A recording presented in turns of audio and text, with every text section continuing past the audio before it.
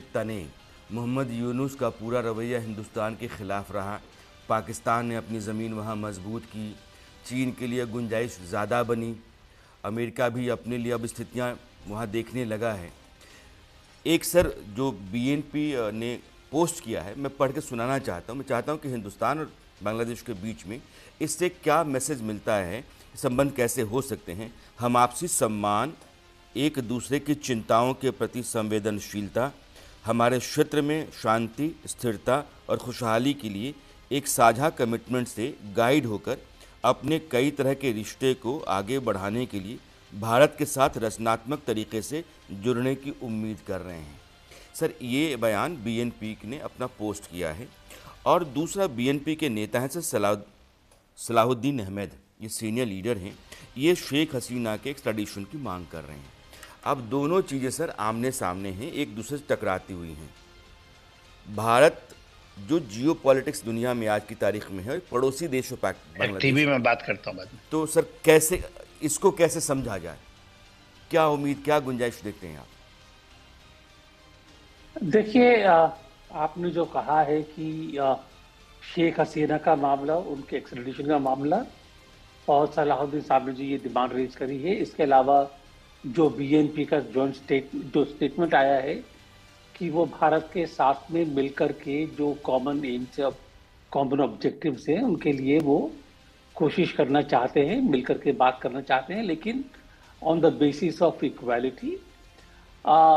ये तारिक रहमान पहले भी बोल चुके हैं कि भारत के लिए कि अगर वो समझा जाए कि एक कोई प्रिविलेज्ड स्टेटस होगा, प्रिविलेज्ड नेबरहुड स्टेटस होगा, तो वो नहीं होगा, लेकिन इक्वालिटी के बेसिस के ऊपर वो बात करना चाहेंगे।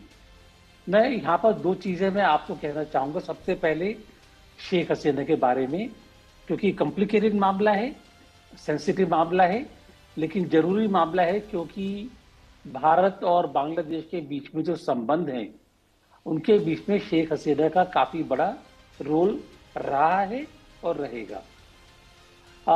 तो जो एक्सट्रेडिशन की मामला किया है, कि पहली बात तो ये है कि एक ओरली मांग की गई है, जब तक कि रिटर्न में हमारे पास एक्सट्रेडिशन के लिए रिक्वेस्ट नहीं आती है उसके ऊपर हम विचार नहीं करेंगे। ये आप भी जानते हैं, सब जानते हैं, जो भी इन चीज़ों से डील करते हैं उस पर विचार नहीं होगा। हाँ, लेकिन सुगबुगाहट रहेगी कि अगर ऐसा हुआ तो क्या होगा।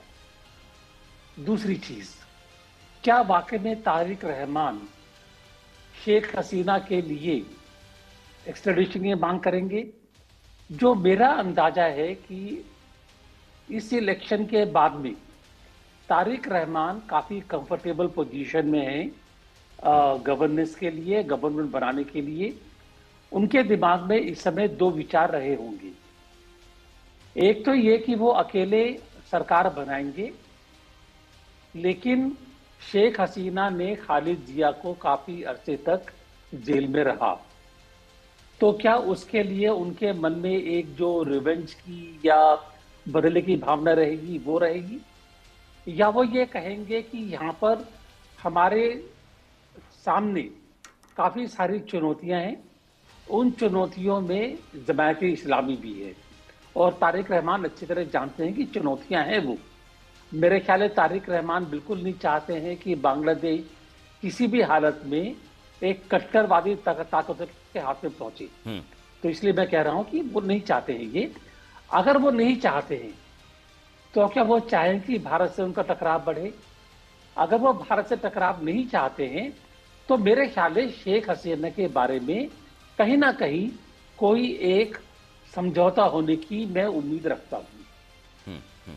समझौता क्या होगा ये मैं नहीं कह सकता हूँ अभी, लेकिन कहीं ना कहीं क्योंकि भारत और बांग्लादेश आपस में बातचीत कर सकते हैं इसके बारे में। एक गुंजाइश सुरेश गोयल साहब देख रहे हैं कि दोनों लोकतांत्रिक व्यवस्था की पार्टियां रही हैं और उनका कट्टरपंथ में मानता हूँ, बीएनपी थोड़ी राइट विंगर पार्टी वहाँ की है, लेकिन वो जमाते इस्लामी नहीं।